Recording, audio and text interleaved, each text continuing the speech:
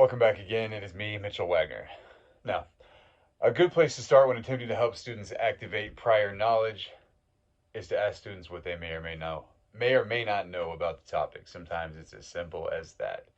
For example, if I'm teaching baseball in PE class, I'm sure students would have tons of info on what they think or even know about baseball.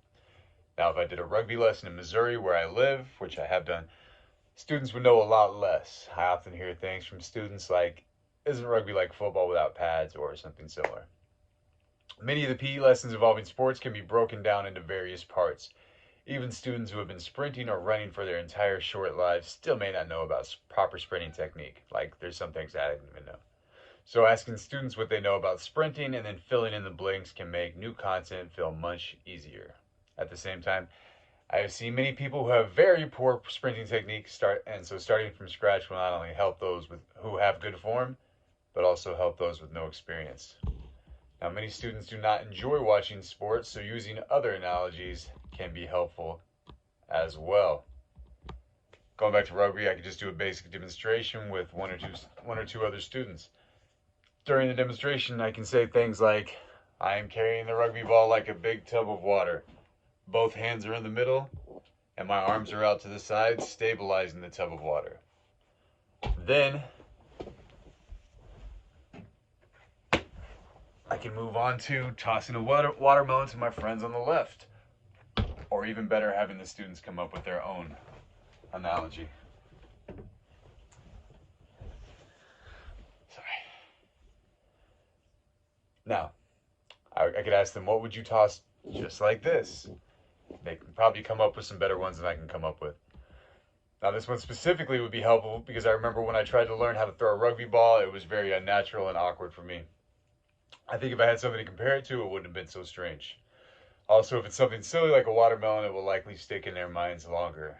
There are many other sports that are popular in the United States that students will be more familiar with. For example, I can compare the scrum half or fly half to quarterbacks in the NFL. They run the offense and often decide who the ball will go to and how it gets there. As for the backs or ball receivers, they will line up very similar to wide receivers in the NFL. The main difference is that their routes will just be most of the time in a straight line, just waiting for that pass. Instead of the elaborate routes that the NFL runs, rugby has not. Rugby not only has also has kicking for points like the NFL has field goals, but they also kick during play. They also kick during play like in soccer. Kicking during play can also resemble a deep pass to a wide receiver when the fly half kicks to a back. Now, many skills can translate to rugby as well, especially if you think about positioning in defense and attack. The center back in soccer is very similar to a fullback in rugby. The fullback in rugby and center back in soccer are often the last line of defense and rarely stay in the center of the field. Instead of moving around the back of the field where they help around where needed. So they don't just stay in one place. They kind of do the same thing where they rock back and forth. When it comes to adjusting for the different standards seen across the country, it just reminds me of varying levels of ability and sporting knowledge depending on what sport is being played in what part of the world. For example, players who grew up playing in England, Wales, New Zealand, Australia, South Africa, etc., most of the time these rugby players are going to be better than rugby players who grew up in America.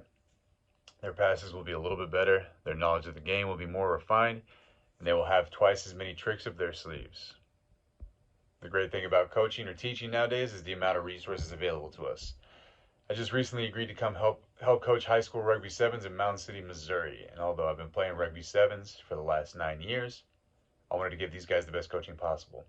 So I'm brushing up on all of my rugby knowledge by watching YouTube videos made by coaches from England, Wales, New Zealand, etc. I'm not sure what level of rugby these students are at, but I will be starting with the basics and adjusting what I coach based on what they know or how quickly they catch on. I think this can be applied to any classroom. Do the research, start with the basics, and adjust accordingly.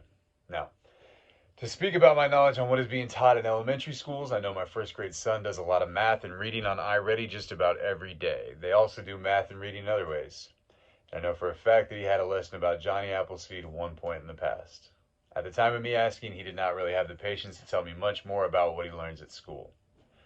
Now, I work in an alternative school where I sometimes work closely with elementary students. Yesterday I was with the 5th grade class, and today I was with the 3rd grade class. Out of both days, we only did one history assignment, which was specifically on Missouri as a state, when it became a state, state name, and state birth, and so on. Most of the time, however, is spent on math and reading, but I wouldn't say all of it is focused on working towards testing. At least not at the school I work in. We do lots of different stuff that's just a lot of it's basic. I would say they do quite a bit of their iReady on tablets and laptops, most of this consisting of math and reading.